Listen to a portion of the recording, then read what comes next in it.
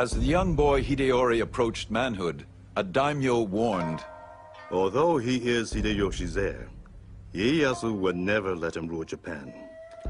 Sooner or later, some ambitious character will foment rebellion in his name. And even if Hideyori knows nothing about it, he will be blamed and forced to commit suicide to the grief of Hideyoshi's ghost." Now, the Tokugawas had no divine right to rule Japan. They ruled Japan because they were the most powerful, they had the most money, they had the most soldiers, but they had no divine right. And there were many other powerful daimyo, especially in the West, the Christian daimyo. And so, if there were any philosophy, any political movement that would bring these daimyo together as a coalition against the Tokugawa family, that was very dangerous. Tokugawa Ieyasu tolerated no dissent. He expelled many of the foreign missionaries, including João Rodrigues. Ieyasu wanted to clear the board of all these foreign influences which were just muddying the waters, making life more complicated. He even ordered all Christian activity among the Japanese halted. But still he faced the only true threat to his power, the young Hideyori. By the time he reaches adulthood, Hideyori can no longer be ignored by Ieyasu. He's a threat simply because he exists. He is the legitimate heir of Hideyoshi. Ieyasu is supposed to be supporting him until he becomes an adult, and he poses an intrinsic threat to the legitimacy of the Tokugawa shogunate. Ieyasu came to but one conclusion. He could no longer honor his pledge to a dead ally to protect his son. Ieyasu decided to go into battle once more. It was obviously going to be another showdown. And the many samurai, in their thousands, and these were hard-bitten warriors, they still owed loyalty to Hideyoshi's family. And of course they owed just as much loyalty to his son. So they gathered in Osaka Castle, and Osaka Castle was a very strong castle. It was considered impregnable.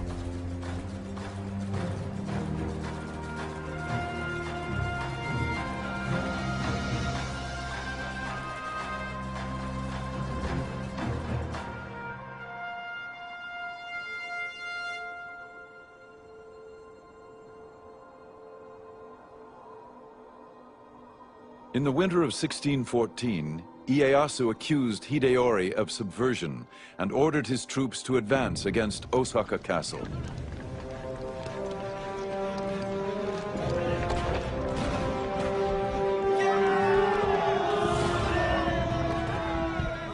Hideyori's supporters, nearly 100,000, held strong.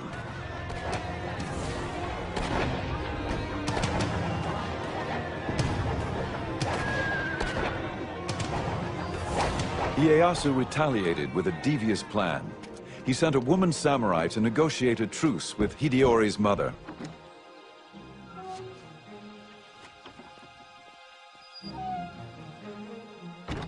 Ieyasu offered a safe haven for Hideyori's garrison if in return he agreed not to mount further rebellion against Ieyasu's rule. To prove his intentions, Ieyasu signed the pledge in blood. Hideyori's mother convinced her son to accept the offer. Ieyasu's ploy had worked. As soon as the fighting stopped, Ieyasu began to fill in the moats of Osaka Castle, the deep moats. And the people in the Osaka Castle protested a lot. That was not in the agreement. But that didn't matter. They filled in the moats. And once the moats were filled in, then Ieyasu's troops could storm into the castle. And there was a dreadful slaughter.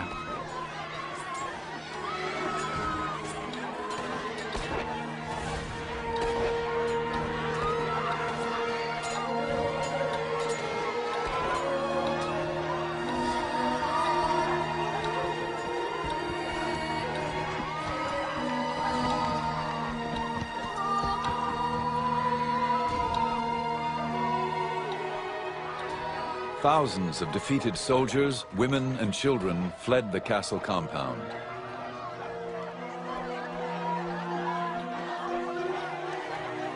A European merchant recorded the event in his journal. We had news today that Ieyasu hath taken the fortress of Osaka and overthrown the forces of Hideyori. They say that taking of this fortress hath cost about 100,000 lives, and that no dead man of account is found with his head on, but all cut off. Ieyasu's army set the castle on fire.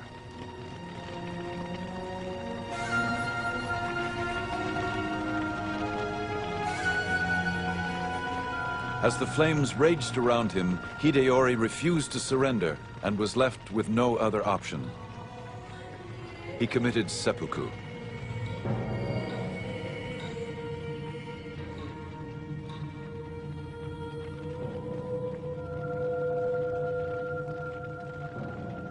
There's one big problem with killing Hideyori, however, and that's that Ieyasu was supposed to be his supporter.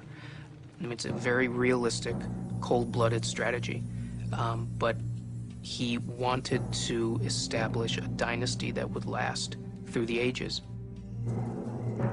There is reason to believe that Ieyasu genuinely regretted having to kill the son of his former lord. Ieyasu is said to have paid penance by writing the name of the Buddha 10,000 times on scrolls of parchment.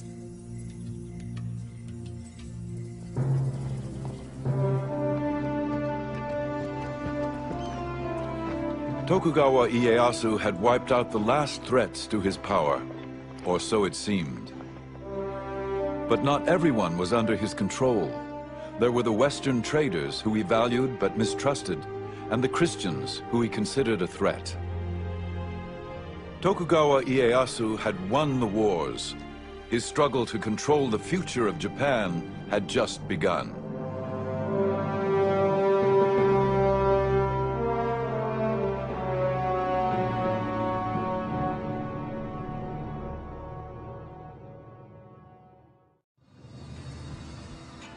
For Ieyasu, unsettling foreign influences could jeopardize the peace he worked so hard to forge. But the biggest challenge would be to maintain control of the 260 fiercely independent warlords and their formidable samurai armies.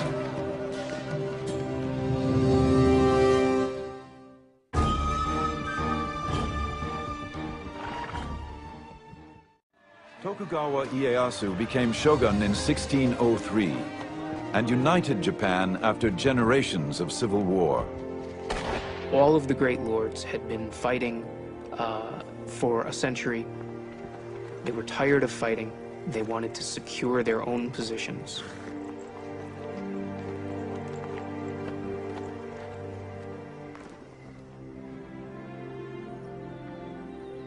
But as a court chronicler documented, the task ahead would not be easy.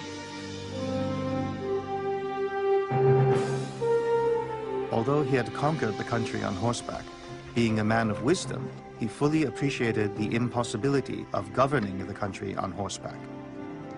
He was interested only in discovering the key to government, how to govern oneself, the people, and the country.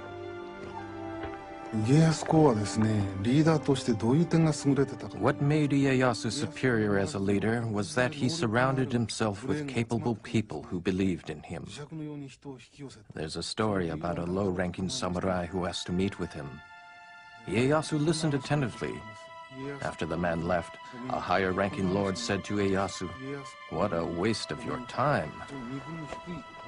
Ieyasu replied, "It took great courage for that man to approach me. If I didn't listen, he would never come again." Peace would not be secured by leadership alone. Ieyasu had to curb the power of the daimyo, the feudal lords. These lords are building enormous territorial, centralized domains. What the feudal lords are trying to do is essentially control everything and everybody within their territories. They control all the fighting men, they control all the peasants, they control all the resources. Ieyasu allowed the daimyo to rule their own domains, but he prohibited them from doing anything that might enhance their power or status relative to each other. In Tokugawa, Japan, a daimyo was restricted to only one castle, and to enlarge it, he had to receive permission. A new ship? Ask the shogun. Arrange a new alliance through marriage. Only if the shogun approved. Ieyasu would maintain the peace through this ordered control, and it extended through all levels of society. The Japan that Ieyasu fashioned was built on the ancient teachings of Confucianism. Obey the traditions of hierarchy and respect authority. A Japan in keeping with the samurai traditions. It was a rigid society with lots of rules and regulations. Everybody must know their place in society and stick to it. That was the theory. Didn't always work out in practice, of course, but that at least was the theory. All samurai were members of the elite class, whether he be a daimyo warlord or a lowly foot soldier. Next in line were the farmers, then the artisans. At the very bottom were the tradesmen, considered the parasites of society.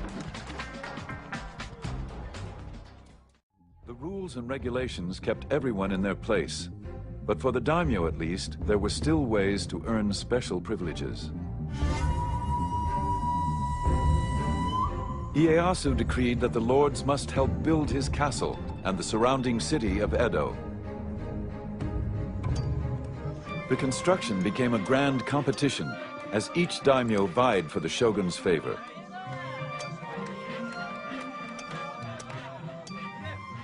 Soon they transformed the small castle and backwater village of Edo into a magnificent domain.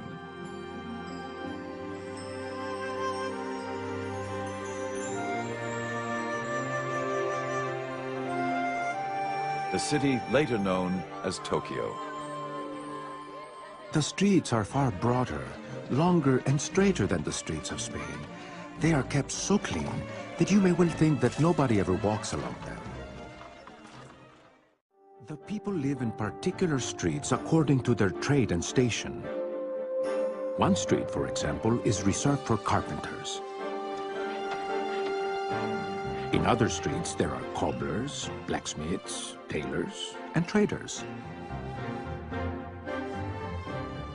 The nobles and people of quality live in the streets and districts quite different from the rest of the town, and no commoner or person of the lower classes mixes with them. Those daimyo who had gained most favor lived closest to the castle and were granted more audiences with the great ruler himself.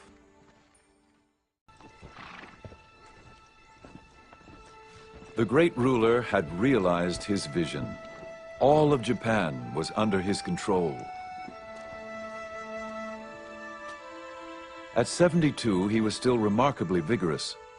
Then, on one of his regular hawking expeditions, he fell seriously ill.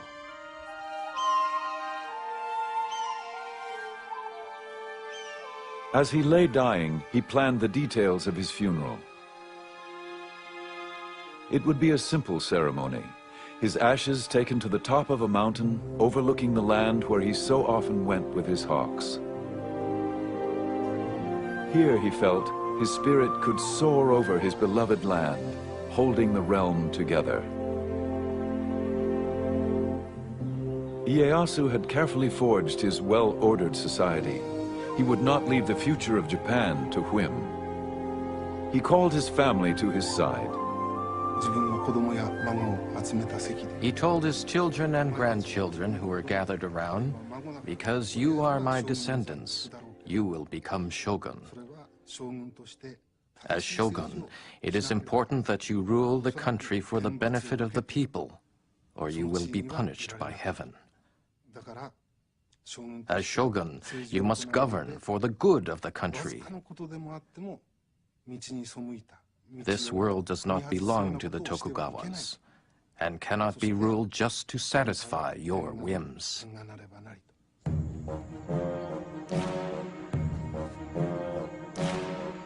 Among the family members was a young grandson, destined to become shogun.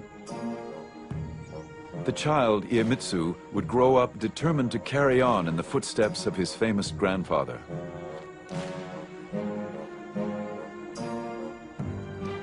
Ieyasu, the third shogun, would keep Japan under Tokugawa rule, using any means necessary.